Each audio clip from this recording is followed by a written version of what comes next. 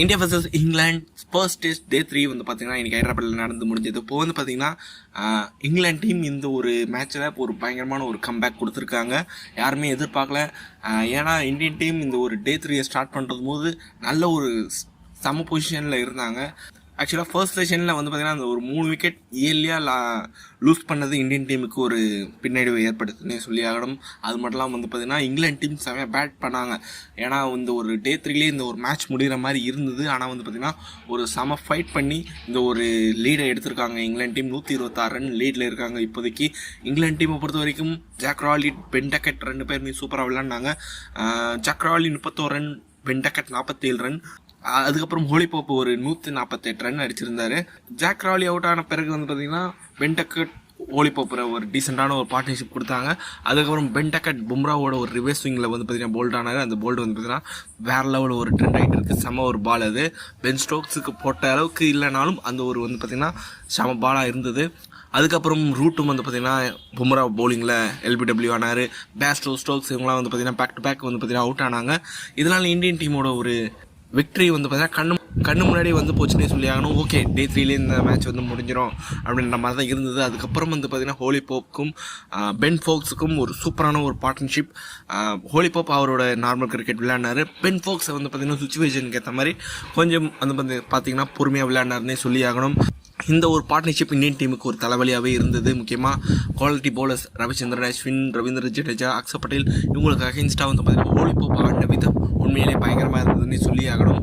Holi Pope அவரோட short selections உண்மையிலே வந்து பார்த்திங்கன்னா இந்தியன் ஃபேன்ஸுக்கே வந்து பார்த்திங்கன்னா இம்ப்ரெசிவாக இருந்ததுன்னே சொல்லி ஆகணும். ஸ்பின்னர்ஸ்க்கு அகைன்ஸ்டாக வந்து பார்த்திங்கன்னா 2 4 வந்து கீப்பர் தலைக்கு மேலே அடித்தார். அது வந்து பார்த்திங்கன்னா பயங்கர இம்ப்ரெசிவாக இருந்தது. அந்த ஒரு ஷார்ட் செலெக்ஷன் உண்மையிலே வந்து பார்த்திங்கன்னா யாருமே எக்ஸ்பெக்ட் பண்ணியிருக்க மாட்டாங்க. ஆக்சுவலாக அந்த ஒரு ஷாட்டுக்கு ஃபீல்டிங்கும் வைக்க முடியாது ரோஹித் சர்மாவால். ஒரு நல்ல ஒரு ஷாட் இருந்தாலும் என்றைக்கு இருந்தாலும் ஒரு டேஞ்சர் ஷாட் தான் இருந்தாலும் அவரோட ஷாட் மேலே அவர் நம்பிக்கை வச்சுருக்காரு ஹோலி போப். அதுக்கு ரிவார்டு தான் இந்த ஒரு 148 ரன்ஸ். இப்போதைக்கு நாட் அவுட்டில் இருக்கார். அவர் இன்னும் வந்து பார்த்திங்கன்னா எவ்வளோ ரன் அடிப்பார் அப்படின்றது தெரியல. நாளைக்கு வந்து பார்த்திங்கன்னா 4th டே. இந்தியன் டீமும் வந்து பார்த்திங்கன்னா இந்த ஒரு கண்டிஷனில் தான் டே 3 ஸ்டார்ட் பண்ணாங்க. ஆனால் வந்து பார்த்திங்கன்னா ஃபர்ஸ்ட் 1 ஹவர்லேயே இந்தியன் டீம் அவுட் ஆகிட்டாங்க. அதே மாதிரி இங்கிலாந்து டீமை வந்து பார்த்திங்கன்னா நாளைக்கு ஃபர்ஸ்ட் செஷன்லேயே வந்து ஆல் அவுட் பண்ணி ஆகணும். இல்லைனா வந்து பார்த்திங்கன்னா இன்னும் அந்த லீட் அதிகரிக்கும்.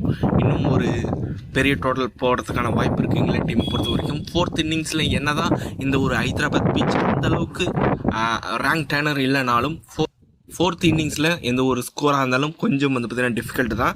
என்னை பொறுத்த வரைக்கும் இந்த ஒரு ஹைதராபாத் பிச் அந்தளவுக்கு ரேங்க் டேனர் இல்லை. ஏன்னா ஃபர்ஸ்ட் இன்னிங்ஸில் இங்கிலாந்து ஆடும்போது நம்ம தப்பாக நினச்சிருப்போம் இது ஒரு பயங்கரமான ரேங்க் டேனர், ஃபர்ஸ்ட் டேவே வந்து பார்த்திங்கன்னா ஸ்பின் ஆச்சு அப்படின்ற மாதிரிலாம். ஆனால் வந்து பார்த்திங்கன்னா செகண்ட் டே, தேர்ட் டே வந்து பார்த்திங்கன்னா அந்தளவுக்கு பெருசாக பேட்ஸ்மேன் வந்து பார்த்திங்கன்னா நல்லா ஆட முடிஞ்சுது. அப்படின்ற போது இது வந்து அந்தளவுக்கு ரேங்க் டேர்னர் கிடையாது. இருந்தாலும் ஸ்பின் ஆகுது. ஆனால் எந்த பால் ஆகுது, எந்த பால் ஆக மாட்டுது, கொஞ்சம் வந்து பார்த்திங்கன்னா லோவாக போகுது. அதெல்லாம் வந்து பார்த்திங்கன்னா ரொம்ப ரேராக தான் நடக்குது. அப்படின்ற போது இப்போதைக்கு பிச்சை வந்து பார்த்திங்கன்னா பேட்ஸ்மேனுக்கு ஒரு 70% வந்து பார்த்திங்கன்னா ரன்ஸ் அடிக்க ஈஸியாக தான் இருக்குது. 4th டே எப்படி பிஹேவ் பண்ணும் அப்படின்றது தெரியல. இருந்தாலும் இப்போதைக்கு பேட்டிங்க்கு ஓரளவுக்கு டீசெண்டான ஒரு விக்கெட்டை தான் இருக்குது.